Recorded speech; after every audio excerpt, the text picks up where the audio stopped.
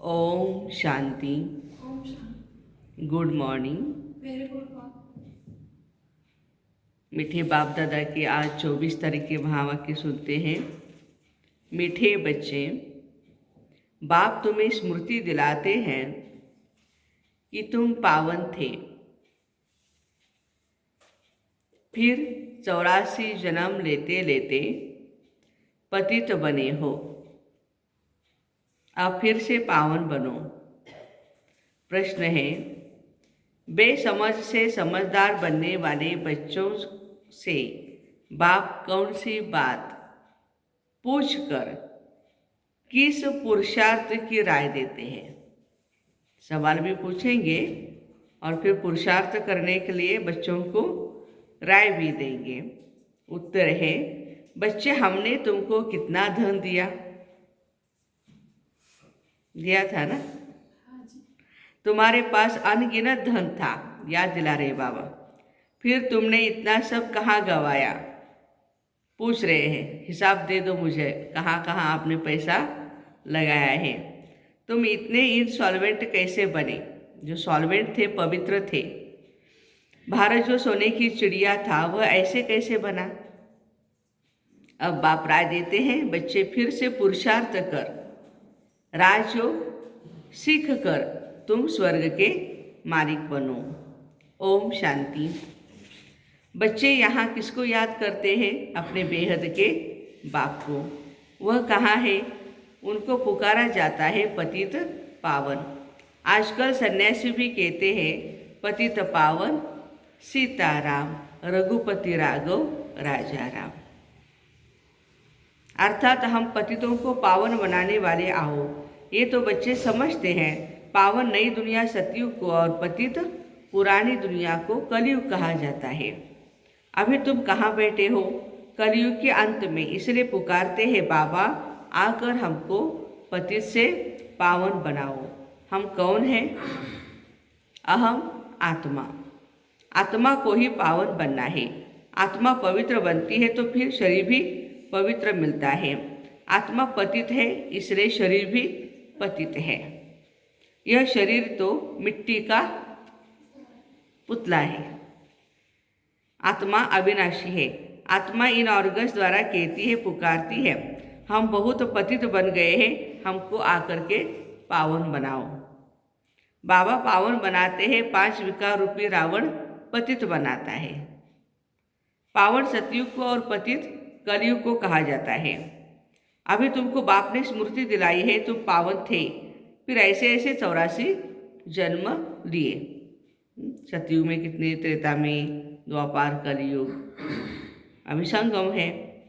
तो अभी बहुत जन्मों के अंत के भी अंत में हो। 84 जन्म पूरे हुए। ये तो मनुष्य सृष्टि रूपी झाड़ है, मैं इनका बीज रूप हूँ।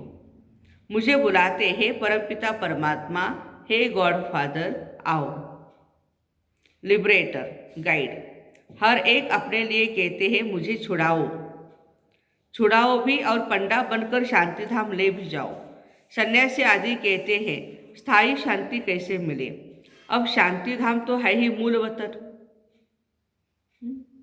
इस दुनिया में तो शांति है नहीं। जहाँ से फिर आत्माएं पाठ बजाने के लिए आती है, वहाँ सिर्फ आत्माएं हैं, शरीर नहीं है। परमधाम में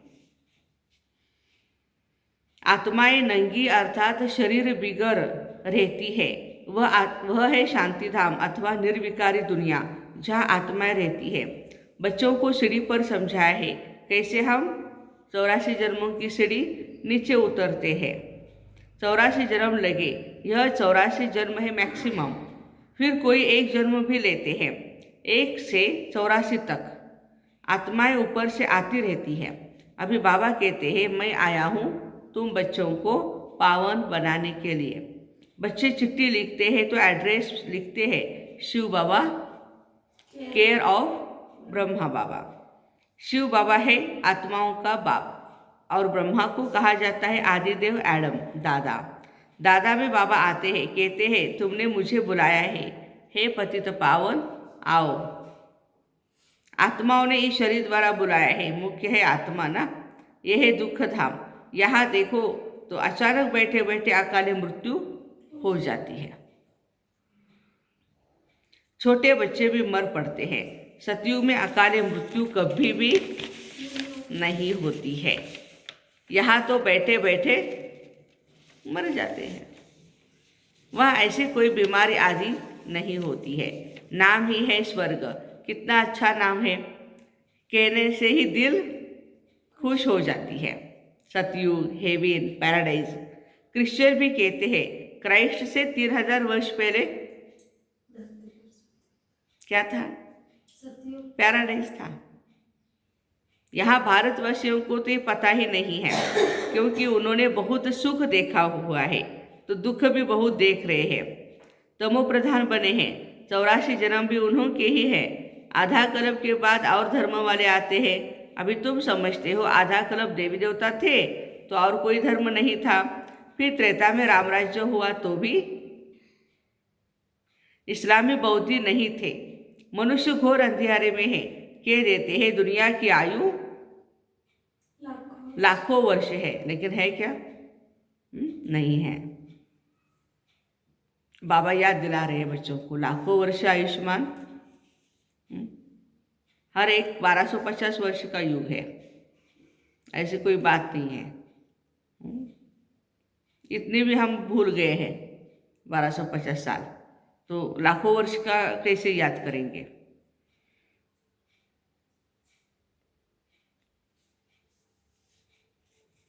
इसलिए मनुष्य समझते कलयुग अभी छोटा बच्चा है।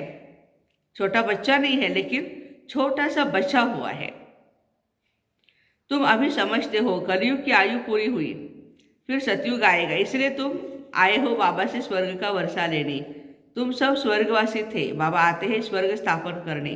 बाकी सब शांतिधाम घर चले जाते हैं, फिर यहाँ आकर पाठधारी बनते हैं। शरीर बिगर आत्मा बोल नहीं सकती। वहाँ शरीर न होने के कारण आत्मा शांत रहती है। कहाँ? परम धाम में शांत रहती है। उनको मूलवत शांतिधाम कहा जाता है। ये बातें शास्त्रों में है नहीं। शास्त्र तो मनुष्यों ने बनाए हैं। सतयुग में यह होते नहीं। भक्ति नहीं करते, इसलिए शास्त्रों की दरकार नहीं रहती। देवताएं भक्ति करते नहीं, बाद में फिर देवताओं की भक्ति मनुष्य करते हैं। वह है देवताओं की दुनिया, यह है मनुष्यों की दुनिया। देवताओं का राज्य था, अभी नहीं है। कोई को पता नहीं कि कहाँ गए। ये लक्ष्मी नारायण की डिनाइस्टी थी। यह नॉलेज अभी तुमको मिलती है, और कोई मनुष्य में यह नॉलेज होती नहीं। बाबा ही आकर मनुष्यों को ये नॉलेज देते हैं, जिससे मनुष्य देवता बनते हैं। तुम यहाँ आते हो मनुष्य से देवता बनने के लिए। देवताएं कभी भी अशुद्ध खान पान, बीड़ी बीड़ी आदि नहीं पीते हैं। वो है देवताएं। यहाँ सब मनुष्य है। वह पावन, यह पतित। बाप बेट आत्मा से बात करते हैं। आत्माएं सुनती है इन ऑर्गन्स द्वारा। शास्त्रों में ये बातें नहीं हैं। सतयुग में रावण होता नहीं, दुख का नाम नहीं। फिर धीरे धीरे दुख शुरू होता है। फिर तुम्हारे पास अथाह धन रहता है।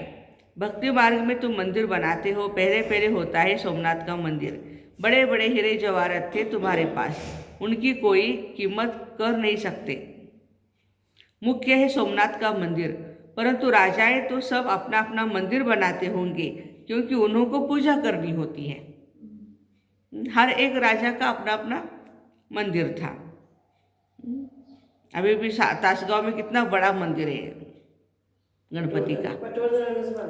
राजा पटवर्धन का बहुत बड़ा मंदिर देखने के लिए लोग आते हैं। जागृत देवस्थान बोलते हैं। तो इतना बड़ा मंदिर है, तो फिर राजवाड़ा कितना बड़ा होगा?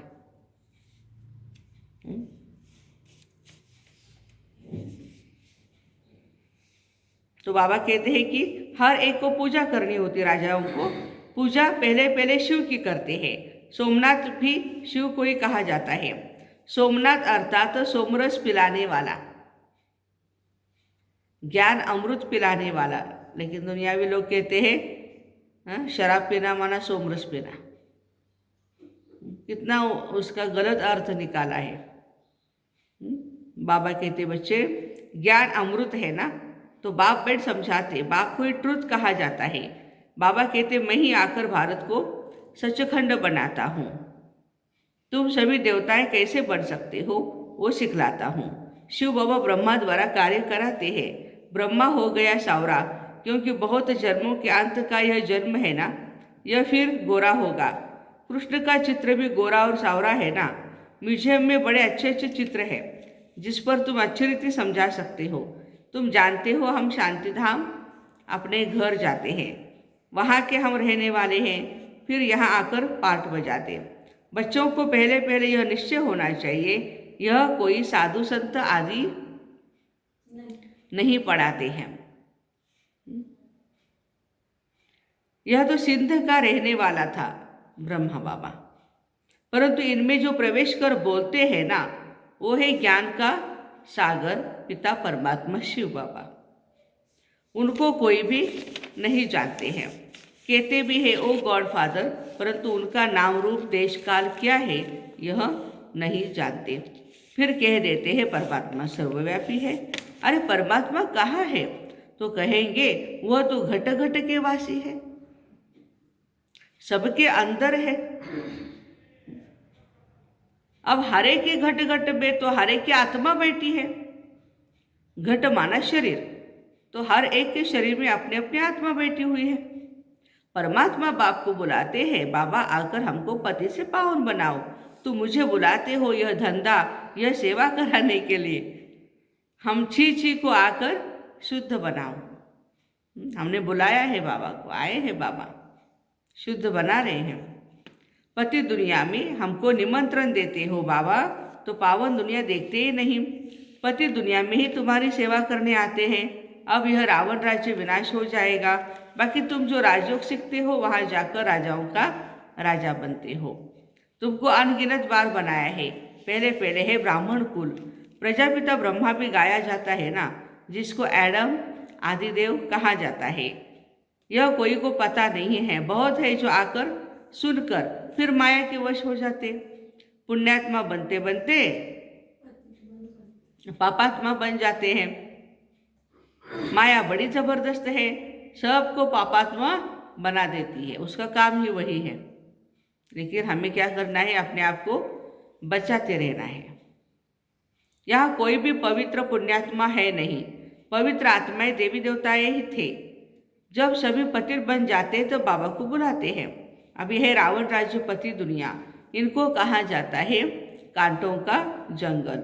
सतयुग है गार्डन ऑफ फ्लावर्स, बहुत सुंदर सुंदर फूल होंगे वहाँ। मुगल गार्डन में कितने फर्स्ट क्लास अच्छे अच्छे फूल होते हैं, देखने से ही दिल भर जाती है। वैरायटी, कलर्स, वैरायटी, हाँ, उसकी जो ये है फॉर्म्स है, या कहे उसका रंग रूप, सब कुछ अलग अलग डिफरेंट। अभी गुलाब में भी देखो कितने प्रकार आए हुए हैं। काला गुलाब भी होता है, ब्लैक रोज, दिखने में इतना सुंदर, बात मत पूछो। तो बाबा कहते हैं कि वैरायटी वैरायटी फ्लावर्स है मुगल गार्डन में। अख के भी फूल मिलेंगे, परंतु उसका अंतर कोई नहीं समझते। शिव के ऊपर अख का फूल क्यों चढ़ाते हैं, ये बाप बैठ समझाते हैं। मैं जब पढ़ाता हूँ तो उनमें कोई फर्स्ट क्लास फूल होते हैं, कोई मोतियों का, कोई रतन ज्योत का, कोई अख के भी है, नंबरवार है। तो इनको कहा जाता है दुख धाम मृत्यु लोक। सतयुग है सुखधाम अमर लोक। नई दुनिया बनाने वाला है ही बाप, उनको ही नॉलेजफुल कहा जाता है। वह चैतन्य बीज रूप है, उनको ज्ञान का सागर कहा जाता है। ऐसे नहीं कि सबके अंदर को जानते हैं, अंतर्यामी है। यह मनुष्य झूठ बोलते हैं कि भगवान सब कुछ जानता है, नहीं।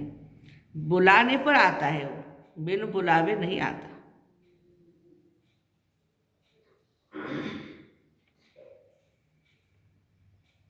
बाकी ज्ञान सागर ठीक है, चैतन्य बीज रूप है, सृष्टि के आदि मध्य अंत को जानते हैं, इसलिए ज्ञान का सागर कहा जाता है।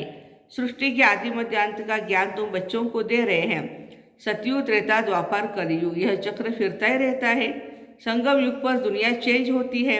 अभी तुम संगम युग पर खड़े हो, तुम राजयोगी हो। बाप बैठ पढ़ाते हैं, बाप के जो बच्चे बनते हैं ना वही राजयोग सीखते हैं। टाइम भी वही निकालेंगे मुरली के लिए। हाँ? पहले पहले मुख्य बात यह समझने की है, बाबा बाबा भी है, फिर सुप्रीम टीचर भी है, सुप्रीम फादर भी है। अभी तुमको शिव बाबा पढ़ाते हैं, ये तुम्हारा सतगुरु भी है। तुम सबको वापस ले जाएंगे, जिसको शिव की बारात कहा जाता है। सब भक्तों को भगवान पढ़ाकर स्वर्गवासी बना देते हैं। ये बातें कोई शास्त्रों में नहीं, शास्त्र तो इस दादा ने भी बहुत पढ़े हुए हैं, ब्रह्मा बाबा ने। बाप नहीं पढ़ते हैं, शिव बाबा को पढ़ने की क्या दरकार है, बाबा तो है ही ज्ञान का सागर। बाप तो खुद सदगति दाता है, उनको तो कोई शास्त्र पढ़ने की दरकार नहीं, करके सिर्फ रेफर करते हैं। सो भी सिर्फ गीता को, भगवत गीता का ही बीच बीच में बाबा क्या करते हैं, दाखला देते रहते हैं। राइट क्या है, रॉन्ग क्या है, वो बताते रहते हैं। बाकी बाबा कहते बाकी कोई शास्त्र पढ़ने की मुझे दरकार नहीं। सर्वशास्त्र शिरोमणि गीता भगवान ने गाई है, परंतु भगवान किसको कहा जाता है यह भी भारतवासी नहीं जानते हैं। बाप को सर्वव्यापी कह देते हैं तो यह जैसे डिफेम करते हैं। भगवान को सर्वव्यापी कहना, ऊंच ते ऊंच परमात्मा को, उसको डिफेम कहेंगे। डिफेम मानो ग्लानि करना परमात्मा की। बाप की इंसल्ट करते हैं, इसलिए पतित बन जाते हैं। फिर पावन कौन बनाए? जिसको इतना डिफेम किया है वही आकर पावन बनाते हैं। कहते हैं मैं तुम्हारा निष्काम सेवाधारी हूँ, तुमको विश्व का मालिक बनाता हूँ, मैं नहीं बनता हूँ। इतना सब कुछ करने के बाद भी बाबा हम बच्चों को मालिक बनाते हैं। अभी कोई भी प्रकार की ग्लानि नहीं करनी है, भगवान को सर्वव्यापी नहीं कहना है। बाबा कहते मुझे याद भी नहीं करते हो, दुख में तो स्मरण सब करते हैं, सुख में करे न कोई। इनको दुख का और सुख का खेल कहा जाता है। स्वर्ग में और कोई धर्म नहीं होता है, वह सब आते हैं बाद में। क्रिश्चियन लोग भी कहते हैं 3000 वर्ष पहले स्वर्ग था और कोई धर्म नहीं था, हम आत्माएं शांतिधाम में थी। यह बातें कोई शास्त्रों में नहीं है। बाप इस ज्ञान से सद्गति करते हैं जिसका नाम गीता रखा हुआ है। बाप को बुलाते हैं आकर यहाँ से स्वर्ग में ले चलो, तो पुरानी दुनिया का विनाश हो जाएगा। नेचुरल कैलामिटीज, तूफान आएंगे बहुत जोर से। कल भी बाबा ने बताया ना, मौत का तूफान आएगा। अभी बाबा बोल रहे नेचुरल कैलामिटीज, तूफान आएंगे बहुत जोर से। बाप आकर बेसमझ को समझदार बनाते हैं। सब बोल रहे हैं ना अभी पानी में, ये विशेष मुंबई वगैरह ये शहर सारे के सारे चले जाएंगे। बाप कहते हैं हमने तुमको कितना धन दिया था, अनगिनत धन दिया था, फिर इतना सब कहाँ गवाया? बेहद का बाप पूछते कहाँ किया, कहाँ आपने गवाया ये सारा धन, बताओ मुझे, हिसाब दो। तुम इतने इंसॉल्वेंट कैसे बन गए? आधा करोड़ से धन गवाते गवाते तुम इंसॉल्वेंट बन गए हो। भारत जो सोने की चिड़िया था सो अब क्या बन गया? फिर पतित पावन बाप आए हैं, राजयोग सिखा रहे हैं। वह है हठयोग, यह है राजयोग। यह राजयोग तो दोनों के लिए है, वह तो सिर्फ पुरुष ही सीखते हैं हठयोग। अभी तो आजकल माताएं भी बहुत अग्रेसर है, इसमें आगे हैं।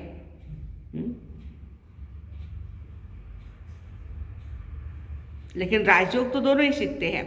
बाप कहते हैं पुरुषार्थ कर स्वर्ग का मालिक बनकर दिखाना है। इस पुरानी दुनिया का विनाश तो होना ही है, गारंटी है।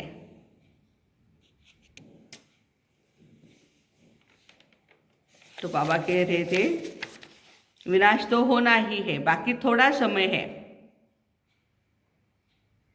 लड़ाइयाँ भी शुरू हो जाएंगी, एटॉमिक बॉम्ब्स शुरू तब करेंगे जब तुम्हारी कर्मातीत अवस्था होगी। मना इसलिए रुका है विनाश, हमारी कर्मातीत अवस्था होने के लिए।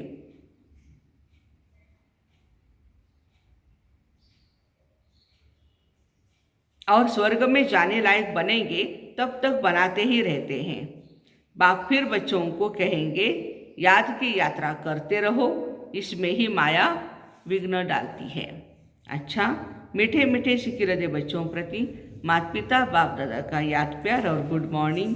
रूहानी बाप की रूहानी बच्चों को नमस्ते। हम रूहानी बच्चों की रूहानी माता पिता बाप दादा को याद प्यार, गुड मॉर्निंग और नमस्ते। वाह बाबा वाह, शुक्रिया बाबा शुक्रिया। धारणा के लिए मुख्य सार है, पहली पॉइंट है देवता बनना है, इसलिए खान पान बड़ा शुद्ध रखना है, अशुद्धि को त्याग देना है।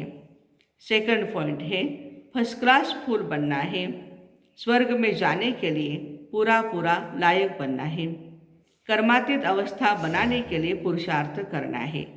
आज का वरदान है श्रेष्ठ कर्म द्वारा सिमरण योग्य बनने वाले योग युक्त युक्तियुक्त भव। विस्तार, आपका एक एक कर्म जितना श्रेष्ठ होगा उतना ही श्रेष्ठ आत्माओं में सिमरण किए जाएंगे। भक्ति में नाम का सिमरण करते हैं, लेकिन यहाँ जो श्रेष्ठ आत्माएं हैं उनके गुण और कर्मों की मिसाल बनाने के लिए सिमरण करते हैं। तो आप श्रेष्ठ कर्मों के आधार पर सिमरण योग्य बनते जाएंगे। इसके लिए योग युक्त बनो। योग युक्त बनने से हर संकल्प, शब्द व कर्म युक्ति युक्त अवश्य होगा। उनसे अयुक्त कर्म व संकल्प हो ही नहीं सकते। यह भी एक कनेक्शन है। आज का स्लोगन है निमित्त और निर्माण चित, यही सच्चे सेवाधारी के लक्षण है। निमित्त और निर्माण चित, यही सच्चे सेवाधारी के लक्षण है। तो ऐसे श्रेष्ठ कर्म द्वारा सिमरण योग्य बनने वाले योग युक्त युक्ति युक्त सभी भाई बहनों को Om Shanti. Have a nice day.